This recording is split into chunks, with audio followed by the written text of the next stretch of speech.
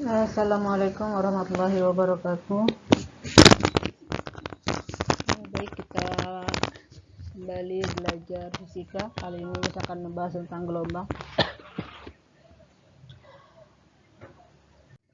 Ya, apa sih maksud gelombang itu? Ya, gelombang adalah getaran yang merambat. Ya, getaran yang merambat melalui suatu medium atau perantara yang membawa energi dari satu tempat ke tempat lain. Jadi gelombang ada kaitannya dengan getaran, sehingga getaran dan gelombang tidak bisa dipisahkan. Ya, jadi gelombang adalah getaran yang merambat, gitu ya, dari satu medium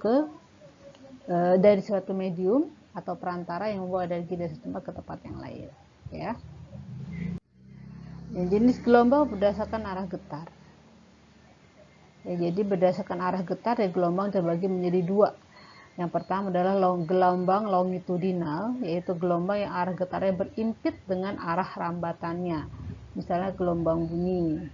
Ya, yang kedua adalah gelombang transversal, yaitu gelombang yang arah getarannya tegak lurus dengan arah rambatannya, misalnya gelombang pada tali dan gelombang cahaya. Nah, dilihat dari gambar, perhatikan gambarnya. Ya, ini adalah gelombang longitudinal. Ya, jadi arah getarannya berimpit dengan arah rambatannya. Ya, dia bergetar ke kanan. Ya, ke kanan sini dia bergetar, dan arah rambatannya juga ke sana, ke kanan juga. Jadi dia berimpit. Ya, ciri khasnya di sini bisa dilihat. Di sini ada rapatan, ada regangan, ada rapatan, ada regangan. Ini ciri khas dari gelombang longitudinal. Ya. Nah, kalau gelombang transversal, ya, perhatikan gambarnya. Gelombang transversal adalah gelombang yang tegak lurus arah getarannya dengan arah rambatnya. Dia kalau kita getarkan ke atas bawah, ya, tapi dia merambatnya ke arah kanan, gitu. Ya, ini namanya tegak lurus. Ya. Nah, ciri khas dari gelombang transversal adalah dia punya bukit dan punya lembah. Ya, diulang lagi, kalau longitudinal dia memiliki rapatan dan regangan. Contohnya gelombang bunyi. Kalau gelombang transversal dia memiliki bukit dan lembah, gitu. Ya, contohnya pada gelombang tali dan gelombang cahaya. Nah, jenis gelombang berdasarkan medium perambatannya. Ya, terbagi dua juga, ada dua jenis juga. Yang pertama gelombang mekanik, yaitu gelombang yang dalam perambatannya memerlukan medium. Medium itu zat perantara, ada perantaranya, gitu ya.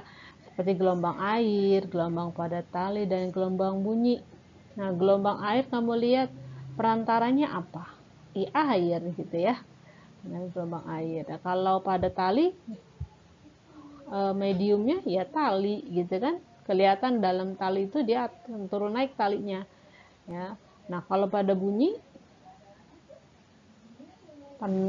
mediumnya apa? Dari sumber bunyi sampai ke telinga. Di sini ada apa di sini? Ya, ada udara, ya. Udara ini sebagai mediumnya. Seperti itu. Ini gelombang mekanik, ya. Nah, kalau gelombang elektromagnetik yaitu gelombang yang dalam perambatannya tanpa memerlukan medium. Ya, dia nggak perlu medium, dia nggak perlu perantara. Contohnya adalah cahaya, gelombang cahaya, ya, gelombang. Contoh kayak gelombang cahaya matahari, ya. Cahaya matahari itu kan dari matahari ke sini sudah melewati, termasuk melewati ruang hampa udara, ya, tapi sampai ke bumi, ya, dengan berlapis-lapis, dengan jumlah lapisan, ya, lapisan udara, gitu ya, dan atmosfer, dia bisa menembus, gitu, mencahaya. Jadi ini gelombang elektromagnetik dan gelombang mekanik. Jadi kalau dilihat dari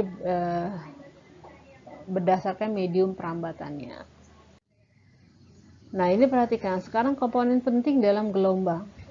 Ya, di dalam gelombang ada yang namanya simpangan. Ya.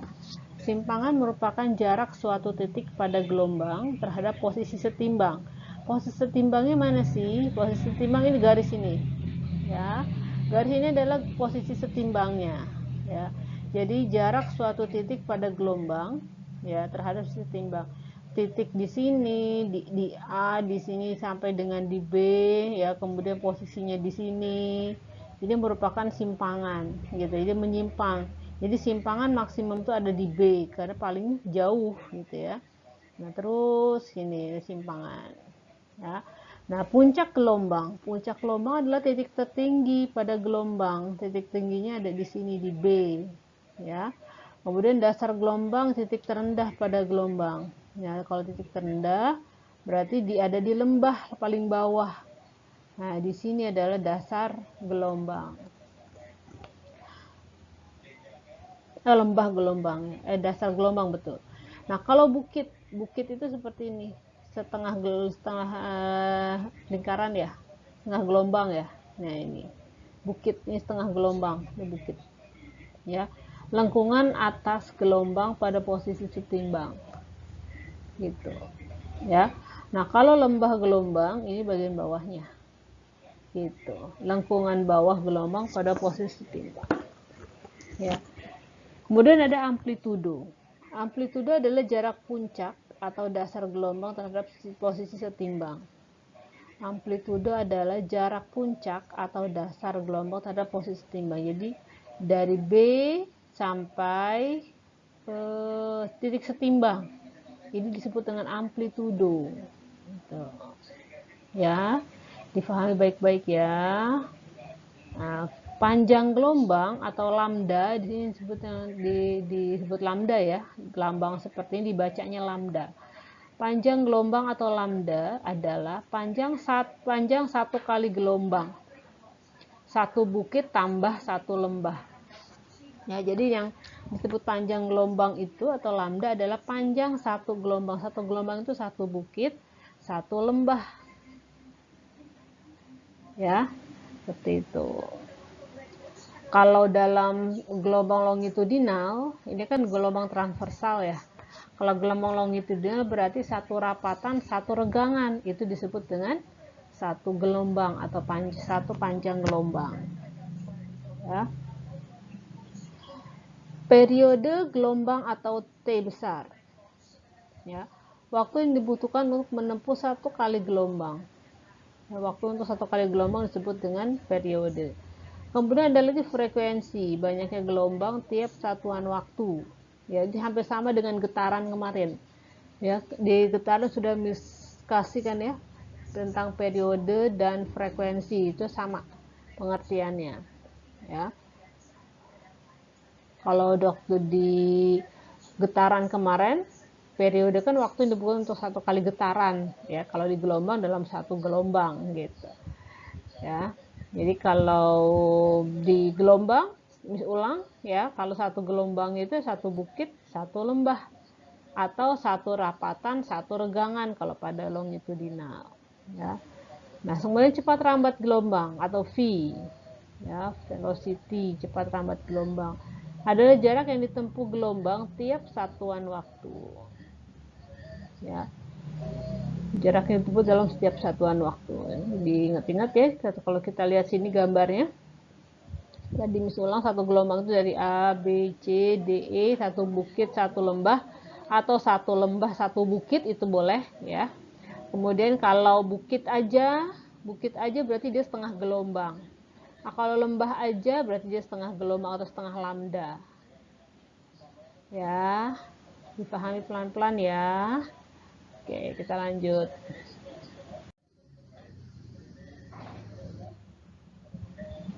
Nah, sekarang kita lihat rumus gelombang. Ya. Rumus gelombang itu V sama dengan lambda dibagi periode, bagi T, ya. Atau V sama dengan lambda kali F. Masih ingat kan kemarin yang di getaran? Ya, yang di getaran itu apa kemarin kita belajar kan F atau ya F sama dengan 1 dibagi periode gitu ya. Ya enggak? Nah, kalau masukkan persama ini kan sama aja, V sama dengan lambda dikali 1 per periode. Ya enggak? Ini kan sama dengan lambda dibagi periode. Ini sama ini sama. gitu ya. Jadi boleh mau pakai lambda dibagi periode boleh, atau lambda dikali frekuensi boleh, tergantung dari soal yang ada, seperti itu.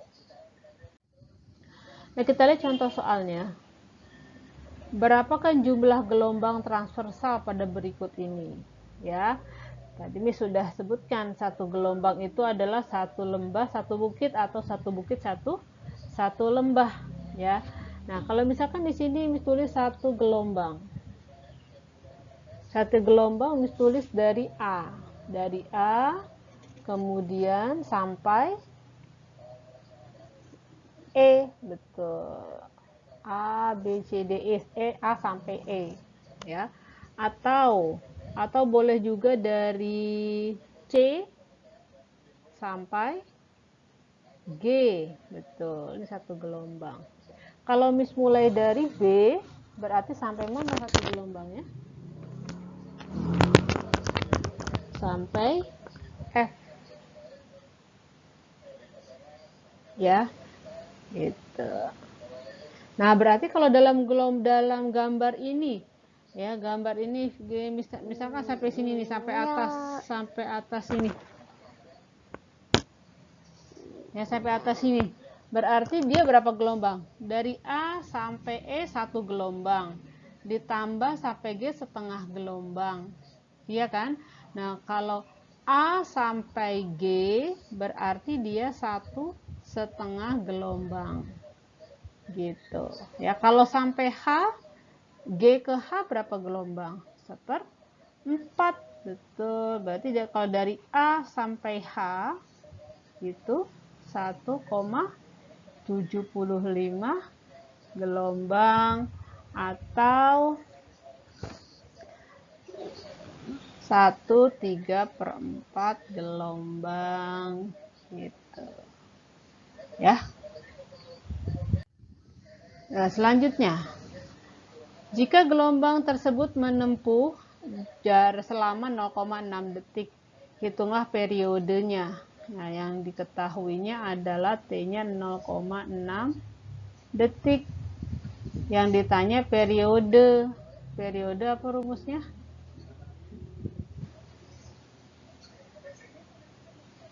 Di sini apa diketahuinya nih? Lambda ya. Nah, di sini lambda diketahui nih. Berarti apa? Atau N-nya boleh. Periode gelombang tersebut adalah berarti T dibagi N. Boleh pakai rumus yang ini. Ya. Waktunya 0,6. Berapa gelombang ini? 1,5 ya. 1,5 gelombang. Udah. Tinggal selesaikan, sama-sama dikali 10, 6 dibagi 15, atau sederhanakan sama-sama dibagi 3, 2/5. Ya, atau 0,4 itu ya. Nah, kalau yang ini yang ditanya, ada yang diketahui panjang gelombang atau lambdanya 0,5 meter, cepat rambatnya 120 meter per sekon.